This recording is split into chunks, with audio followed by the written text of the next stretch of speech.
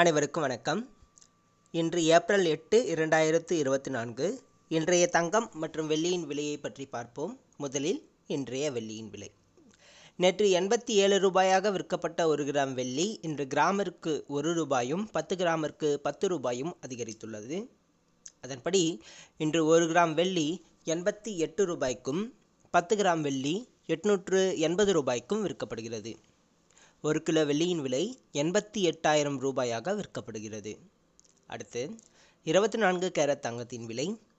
இன்று 24 கேரட் தங்கத்தின் விலை கிராமிற்கு 45 ரூபாயும் ஒரு சவரனுக்கு 360 ரூபாயும் அதிகரித்துள்ளது.